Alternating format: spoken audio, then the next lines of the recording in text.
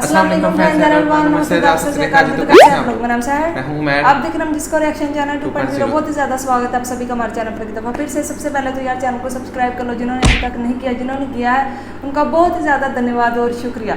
आज की जो वीडियो लेकर आए हैं, आज आपको पता है कि रशिया पाकिस्तान को जो होता है ऑयल देने वाला था, लेकिन उसी के हवाले से कोई न्यूज़ आई है कि भाई पता नहीं कुछ हुआ है, मुझे लगता है। तो वही देखेंगे हम इस वीडियो में कि क्या हुआ है ऐसा कि अभी मतलब रशिया जो है वो ऑयल इंडिया के जरिए शायद पाकिस्तान को देगा, ऐसा कुछ है। तो देखते हैं क्या होता है। प्लीज़ वीडियो का अंत तक देखिए, चैनल को सब्सक्राइब कीजिएगा, वीडियो का ओरिजिनल लिंक आपको डिस्क्रिप्शन में मिलेगा, जाके विजिट जरूर कीजिएगा। देखते हैं आज वीडियो। आज मैं सबसे पहले इन पाकिस्तानियों को बधाई देना चाहता हूँ। हमारा को भूखे नंगो कंगलो पाकिस्तानियों, तुम्हारे सोतेले अब्बू चाइना ने तुम्हारे को $1 बिलियन की भीख दे दी। और इस पाकिस्तानी मीडिया को इस भीख मिलने पे कितना नाज हो रहा है, देखे आप भी। और मुआशी भंवर में फंसे पाकिस्तानियों के लिए बड़ी खुशखबरी। चीन मुश्किल वक्त में एक बार फिर पाकिस्तान की मदद के लिए पेश भी। चीन ने एक मर्तबा फिर सच्चे दोस्त का हक अदा कर दिया। चीन ने पाकिस्तान को $1 अरब देकर एक बार फिर डिफॉल्ट होने से बचा लिया। पाकिस्तान को चीन से $1 अरब मिल गए। $1 अरब वैसे क्या होता है? ने तस्दीक की है। चीन से डॉलर्स की आमद के साथ ही ज़र मुबादला के ज़खायर बढ़ गए। ज़खायर $5 अरब से ऊपर चले। अच्छा, तो वहाँ एक इकॉनमी के जो वहाँ के बहुत बड़े माहिर हैं, उन्होंने हमें बताया कि पाकिस्तान की इकॉनमी जो है वो अगर डॉक्यूमेंट हो जाए और अगर आपको पता चल जाए कि क्या कितनी इकॉनमी है, तो आप दुनिया में कर्ज देने वाले ममालिक में शामिल हो जाए। और नीम हकीम खतरा जान जैसे मुहावरे ऐसी ही बातों की वजह से वजूद में आए। आज बधाइयाँ रुकनी नहीं चाहिए। पाकिस्तानियों एक बधाई और ले लो मुझसे तुम। ठीक है जी। पाकिस्तान गवर्नमेंट ने डिफेंस बजट में 16% इंक्रीज कर दिया। उफ उफ उफ, क्या जुल्म ढा दिया। तो पाकिस्तान की आर्मी तो खीर मालपुए खा रही है और भूखी नंगी आवाम को रोटी तक नसीब नहीं हो रही। हलवा पकाओ। तो ये पाकिस्तान है। जैसा कि आपको पता है, पाकिस्तान ने रशिया से कच्चा तेल लिया, लेकिन इन्होंने तो आज तक जितना भी पैसा बनाया सब आतंकवाद में, जिहाद में और अपनी आर्मी पे लगाया है। तो टेक्नोलॉजी से इन पाकिस्तानियों को दूर दूर से कोई वास्ता नहीं है। तो वो सारा तेल हिंदुस्तान से रिफाइन होकर पाकिस्तान पहुंचा। इस आसमानी कौम के अंदर इतनी बुद्धि नहीं है कि जो तेल जामनगर से सीधा कराची जा सकता था, वो पहले यूएई गया, फिर यूएई से फिर कराची पोर्ट पहुंचा। तेल मुसलमान होने गया था, तेल का खतना करवाया गया, तेल को कलमा पढ़ाया गया, फिर वो बन गया पक्का मुसलमान तेल, फिर कराची पोर्ट पहुंचा। समझ में? इसी मुद्दे पे चाचा भड़क गए, चलते पाकिस्तान। नाज़रीन, बचपन से एक ही बात हम सुनते आए हैं कि जी हमारे खिलाफ साजिश हो रही है, कभी अंदरूनी साजिश हो रही है, कभी बैरूनी साजिश हो रही है, कभी लंदन से, कभी अमेरिका से, लेकिन मजाल है कि कभी ये साजिश किसी मंतकी अंजाम तक पहुंची हो। एक साजिश ख़त्म नहीं होती कि हम दूसरी साजिश ढूंढ लेते हैं। रुको जरा, सब्र करो। हम कहते हैं वो जी साजिशें करते हैं, वो आपसे बेहतर दिमाग रखते हैं तो साजिशें करते हैं। आप कर लें, लॉर्ड क्लाइव के साथ 200-250 गोरा था, बाकी सारे हम ही लोग थे, हमारे ही बुजुर्ग थे। बक्सर की लड़ाई में शाह आलम सानी का इन्होंने जो हशर किया है, लड़ने वाला कौन था उसके खिलाफ? बाबर को किसने निकाला था फरगना से? उसके चचाओं ने। यहाँ के उसने किसकी गर्दन उतारी सबसे पहले? इब्राहिम लोदी की। इससे पहले जो मुगल शहजादे एक दूसरे की गर्दनें काट रहे थे, बाप को अंदर कर रहे थे, सगे भाई मार रहे थे। अब ये कदम कदम पे साजिशें ढूंढना, उनमें कीड़े डालना और लोगों को बताना कि जी वी आर द बेस्ट, ये गद्दार पैदा करने का ठेका आपने क्यों लिया हुआ? गद्दार आप में ही यहाँ क्यों पैदा होते रहे हैं, गोरों में क्यों नहीं हुए? उसकी वजह है रऊफ साहब, गद्दार एक खास कल्चर में पैदा होता है। पाकिस्तान में बहुत ज़्यादा अप्रिशिएट किया गया कि आखिरकार हम रशियन ऑयल लेने में कामयाब हुए, लेकिन वो ऑयल की पहली कंसाइनमेंट पाकिस्तान आई कैसे, इसके ऊपर बात को छुपा दिया गया। खबर के मुताबिक जो रशिया से ऑयल आया है, पहली कंसाइनमेंट 45,000 टन, वो पहले इंडिया गया, गुजरात में, वहाँ पर वो रिफाइन हुआ और वहाँ से रिफाइन होने के बाद यूएई और यूएई से वो पाकिस्तान आया। आपका नाम? मुजफ्फर। आपका नाम? मोहम्मद यासीन। क्या करते हैं सर आप? हम जॉब करते हैं। जॉब करते हैं, ठीक है। जिस टॉपिक पे वीडियो रिकॉर्ड कर रहे हैं वो टॉपिक ये है, रशिया से ऑयल आया है पाकिस्तान में। सबसे पहले सवाल ये है कि क्या उसका कोई फ़ायदा हुआ, कीमतें कम हुई, पाकिस्तान में ऑयल की कीमतें कम हुई? हाँ बिल्कुल, ये कुछ टाइम लगेगा लेकिन ये कम हो जाएंगी। ठीक है। अच्छा, रशिया से आया है ऑयल 45,000 टन, ठीक है। पाकिस्तान में क्या क्रूड ऑयल को जो रिफाइन करने की मशीनरी मौजूद है, आपके ख्याल से ये रिफाइन हो के आया या ऑलरेडी पहले से रिफाइन था? मेरे ख्याल में तो ये क्रूड ऑयल आया, यहाँ रिफाइनरी में जाएगा और फिर उसको रिफाइन करके करेंगे। ठीक है। और अगर मैं आपको कहूँ कि ये जो क्रूड ऑयल आया ये इंडिया गया गुजरात में, वहाँ से ये रिफाइन हुआ और फिर यूएई के थ्रू पाकिस्तान आया, तो आप क्या कहेंगे? तो हमें तो भाई ये चाहिए कि सस्ता तेल चाहिए, चाहे इसराइल से आए चाहे इंडिया से, हमें इसमें क्या गर्ज लेना देना। वो कहीं और भी जा सकता कि इंडिया हमारे तेल पे ही बैठा हुआ है। बिल्कुल, ये बात मैं इस पॉइंट से एग्री करता हूँ भाई, अवाम की सहूलत होनी चाहिए, पब्लिक की सहूलत। लेकिन सवाल ये उठता है कि जो हमने यूएई मतलब इंडिया से रिफाइन हुआ और फिर यूएई गया, ठीक हो गया, फिर वापस आया, तो ये डायरेक्ट क्यों नहीं पाकिस्तान आ गया? जो इतना एक वाया हुआ है उसका, उसके ऊपर एक्सपेंस भी हुए होंगे वो जो सारे हैं, क्या वो वहाँ यूएई मुसलमान होने गया वहाँ से वापस आया? लेकिन फिर भी लेकिन बिल्कुल आप गलत, मैं बताता हूँ ये मेरे भाई, आप इसको स्टडी करें। सबसे पहले ये डायरेक्ट वेसल जो है ना रशिया से ये पाकिस्तान आया है, ये कहीं नहीं रुका।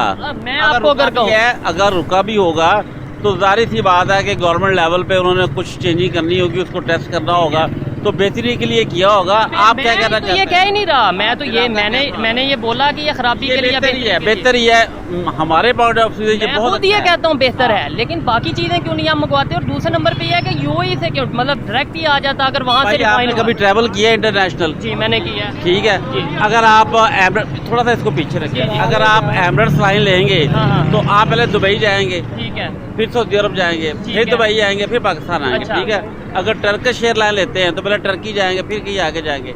इनके भी रूट्स होते हैं। अच्छा, मतलब अगर इंडिया साइड गुजरात से ये ऑयल जो सा रिफाइन हुआ ये रूट होगा। नहीं, मैं ये प्रोपेगेंडा इस्तेमाल कर रहे हैं, जबकि ये पाकिस्तान के लिए बेहतर है। प्रोपेगेंडा इस्तेमाल कर रहे हो भाई शोएब चौधरी, प्रोपेगेंडा इस्तेमाल मत करो। ये जहालत के टॉप लेवल पे जा चुकी है। अगर आप इनको सच बोलने की कोशिश करोगे तो वो इनको लगेगा प्रोपेगेंडा। यही तो कयामत है। बंदा सच बोल रहा है तो भी इनको प्रोपेगेंडा लग रहा है। वाह पाकिस्तानियों, वाह। खुद में तो बुद्धि है नहीं और जो बुद्धि देने की कोशिश कर रहा है उसकी भी नहीं सुननी। इसके लिए ही तुमको आज $1 बिलियन की भीख मांगनी पड़ रही है। चलो सस्ता। अच्छा, मैंने ये कब बोला है कि ये नहीं अच्छा? मैं तो कहता हूँ घुमा फिर आके फिर वही बात कर रहे हैं कि इंडिया से आया। भाई इंडिया से आया, इंडिया में कुछ चीजों उसने नापाक हो गया पेट्रोल। तो मैंने ये बात की है कि भाई वहाँ से नहीं आना चाहिए। मैं तो कहता हूँ सब्जियां भी वहाँ से आए, मैं तो कहता हूँ दालें भी वहाँ से आए, जो चीज हम ले सकते हैं। मेरा सवाल ये है कि हमने ये गवर्नमेंट पब्लिक को क्यों नहीं चीज बताई? अगर ऐसा हुआ है तो पब्लिक को क्यों नहीं बताया? अगर ये रिफाइन वहाँ से हुआ है, पाकिस्तान में ये रिफाइन नहीं हुआ। नहीं, कहाँ रिफाइन हुआ है? ये इंडिया में, गुजरात में। तो इधर इनके पास मशीनरी नहीं होगी, हो जाएगा। तो अच्छी बात है, अटक रिफाइनरी वैसे है, लेकिन मेरा ये सवाल नहीं, आप मेरे सवाल को गलत समझिए कि भाई इंडिया से क्यों है। मैं तो कहता हूँ आए, जो चीज़ पब्लिक के फायदे के लिए वो हो, चाहे वो फ्यूल है चाहे टमाटर है हो। लेकिन मैं ये कह रहा हूँ बाकी चीज़ें बंद की। और दूसरे नंबर पे बड़ा इशू ये है कि यूएई से कि मतलब इंडिया से डायरेक्ट यहाँ आ जाता। मेरा सिर्फ सवाल ये है, मैं ये इंडिया से थोड़ी लिया, हमने तो रशिया से लिया पाकिस्तान की आवाम को सिर्फ ये चुरन चटाया गया है कि ये सीधा तेल रशिया से पाकिस्तान आया, बीच में कोई किसी का लेना देना नहीं था। और पाकिस्तान की आवाम ने ये चुरन चाट भी लिया। ठीक हो गया। हाँ। चाहे वो इंडिया से रिफाइन हो या जहाँ से भी हो, इशू नहीं है। जाहिर सी बात है, अगर रिफाइनरी इधर वो कैपेसिटी नहीं है तो उधर से हो जाएगा। ठीक हो गया। क्या समझते हैं इससे भी बेहतरी होगी जो ऑयल आया है? आप बेहतरी होगी, ऑफ कोर्स बेहतरी। बहुत शुक्रिया। आइए मजीद किसी से बात करते हैं। वीडियो आपने देख लिया, वीडियो देखने के बाद में आपको क्या लगता है कमेंट सेक्शन आप ही का ये पहल दीजिए इन पाकिस्तानियों को। और अगर फेसबुक पे देख रहे हो तो ज़्यादा से ज़्यादा ग्रुप में शेयर कर दो। ठीक है जी। आप लोग अपना ख्याल रखिए। आपका भाई आपके लिए पाकिस्तान से रिलेटेड वीडियो लाता रहता है। जय हिंद, वंदे मातरम, जय श्री राम, जय श्री राम। जी तो गाइस ये थी आज की वीडियो। तो यार देखा ही आपने कि जो रशिया से ऑयल आया है ना, क्योंकि मुझे पहले ही पता था कि इनके पास रिफाइनरी जो है ना वो नहीं है इनके पास। लेकिन ये किस तरह से फ़र्ज़ करें उनके पास जो कच्चा तेल होता है वो मंगवा तो लेंगे, लेकिन अगर रिफाइनरी नहीं होगी तो वो तो आवाम के पास जा ही नहीं पाएगा। तो क्या करेंगे? कुछ दिन पहले ये वैसे न्यूज़ आई थी कि ये तेल आया है, लेकिन इस वीडियो में उन्होंने बताया कि अटक रिफाइनरी है। लेकिन वैसे ही रशिया ने शायद आपको बताएंगे इंडिया के साथ उनके ताल्लुकात इतने ज़्यादा बेहतर हैं और इस वजह से उन उन्होंने हमें कोई पैसों का ही बेचा है ना, वैसे तेल तो पैसों का तो बेचा है, इंडिया लेकिन से ही साफ करवाया हो ना, इंडिया से साफ करवा के, क्योंकि उनके पास ज़्यादा मशीनरी मौजूद है, इंडिया के पास ज़्यादा मतलब बड़ी मशीनरी मौजूद है जिससे वो रिफाइनरी कर सकते हैं। लेकिन वहाँ से होकर फिर बाद में यूएई गया, वहाँ से होकर फिर पाकिस्तान आया। ये वाली चीज़ इन्होंने बताई नहीं है पाकिस्तानी अवाम को। आपको पता है कि हमें भी नहीं था पता इस चीज़ के बारे में, क्योंकि हमारी न्यूज़ में ये बताया गया कि रशिया से ना पाकिस्तान सीधा आया है, तो इन्होंने खुद ही सब कुछ किया है। लेकिन इनके पास इतनी बड़ी तादाद में रिफाइनरी नहीं है कि ये रिफाइनरी उसको कर पाते, या फिर उनके पास इतनी मशीनरी नहीं है जिस वजह से वो इंडिया से हो गए। तो ये इनको बताना चाहिए था अवाम को कि इस तरह से। और जब अवाम को पता चला, अवाम को गुस्सा आ गया कि आप प्रोपेगेंडा फैला रहे हैं, आप ये करें वो करें। लेकिन अगर सच्चे लोगों को बताया जाए तो मुझे लगता है इन लोगों को ना बुरा लग जाएगा कि हम तो इंडिया की चीज़ कभी नहीं लेंगे, हम तो ये कर देंगे, हम वो कर देंगे। तो लेकिन मुझे लगता है कि जिस चीज़ में अवाम का फ़ायदा होना चाहिए ना, जैसे कि सब्जियां, दाल, चावल, अगर ये सस्ती हमें इंडिया से फ़र्ज़ करें, बॉर्डर है कितना दूर है, थोड़ा सा दूर है, वहाँ से होकर पाकिस्तान में आ जाए तो कितना ज़्यादा फ़ायदा हमारी अवाम को होगा। इंडिया को इससे कोई फ़ायदा नहीं है, हमें फ़ायदा, क्योंकि ज़रूरत इस टाइम हमें, हम $1-1 बिलियन के लिए मरे जा रहे हैं। इंडिया के पास तो इतने ज़्यादा $बिलियन हैं, उनको तो कोई फ़र्क नहीं पड़ता है $1 बिलियन से भी। तो लेकिन पाकिस्तान $1 बिलियन के लिए, आपको पता है चाइना से उनको मिल गया तो बड़े खुश हो रहे हैं। हालांकि मुझे लगता है इसमें खुश होने वाली कोई बात ही नहीं है यार, ये शर्मसार होने वाली बात है कि $1 बिलियन हम मांग रहे हैं लोगों से जाके। वो एक दिन ना मैं न्यूज़ सुन रही थी, तो मैं खाना पकाते सुन रही थी, तो बोल रहे थे IMF हमें श्रीलंका जैसा हमारा हाल बनाना चाहता है। मतलब यार आपका क्या हक बनता है कि आप IMF के ऊपर कोई रोक डाल सकते हैं? आप के बोल रहे हैं कि यार तुम मुझे दो कर्जा, अभी मेरे पास पैसे हैं, कोई आगे मुझसे मांगता है, मेरी मर्जी मैं दूँ या ना दूँ, किसी का मेरे पे हक तो नहीं, वो मैंने कमाया, मेरे हैं, मैं जो मर्जी करूँ उन पैसों का। लेकिन IMF से ये जाके वो हमें श्रीलंका, यार आप कितने बेवकूफ़ लोग हो। आप खुद अपने कंट्री में ऐसी चीज़ें पैदा करो कि आप दूसरे कंट्रीज में एक्सपोर्ट करो अपने, कि आपको कर्जे की ज़रूरत ही ना पड़े।